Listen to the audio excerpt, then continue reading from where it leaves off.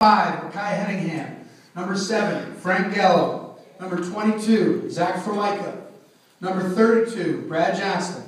Number 34, Joey Cornell. Number 35, Marcus Nava. Number 55, D'Angelo Livingston. Number 58, Ben Govel. Number 65, Josh Lamb. And number 72, Julian Cristiano. Come on up, guys.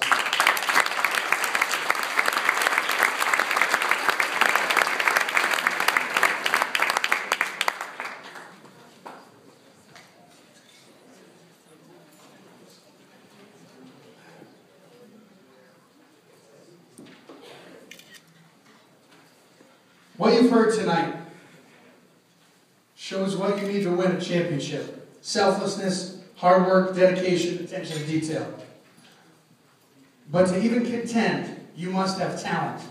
Across the board, this was one of the most talented groups we've had in Dutchman football history. On the lines, we were anchored by Julian and D'Angelo, two of the best linemen in Section 2. These guys helped pave the way for the largest offensive output in program history at over 3,000 yards. And if you saw these guys on film, I haven't ever put a highlight film together with this many pancake blocks and knockdown blocks that were highlighted by these guys. Defensively, Josh and Marcus showed how you don't have to be big in order to make a huge impact. Josh routinely would take on multiple blockers so our linebackers could roam freely, holding Shen in the process to 28 yards rushing in the second half. Colony threatened us with athletes all over the offensive front, and Marcus's bone-crushing hits on the perimeter neutralized their short passing game. Despite great defensive players, I don't see him here tonight, but Ben Govel gave us answers to many questions we had on defense. He's a tough old-school linebacker. He quarterbacked the defense as well as anyone has in our program history. On offense, if our passing game was our bread and butter, excuse me, missed the spot here. No, I didn't.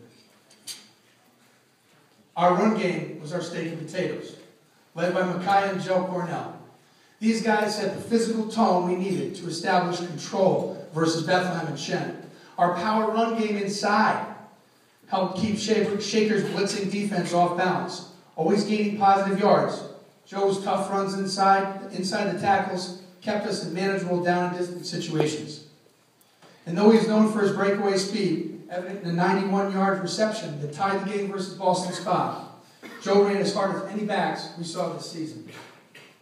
And bread and butter is perhaps too tame of a cliche to describe our passing game. When we threw the ball, we were a weapon unlike any other in Section 2. Jake got us back in the game versus Saratoga, turning a quick 6-yard hitch into a 50-yard touchdown. Zach, in many ways, Zach, if you look at him, he was like an NFL H-back, routinely bowling over defenders in the open field. And another question we had this season was, what were we going to do to replace Stephen Polsonelli? Well, Brad Johnston answered that question, running great routes, making great plays on bubble screen and wheel routes, hurdling defenders in the Shaker game, if you saw that highlight, or making them miss on his touchdown catch and run versus Colony.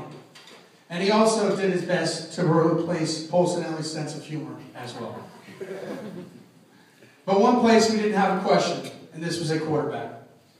Frank put up an unprecedented performance in Section 2, becoming one of only 2 Class AA quarterbacks ever to throw for over 2,000 yards due to his accuracy, vision, presence, and toughness in the pocket.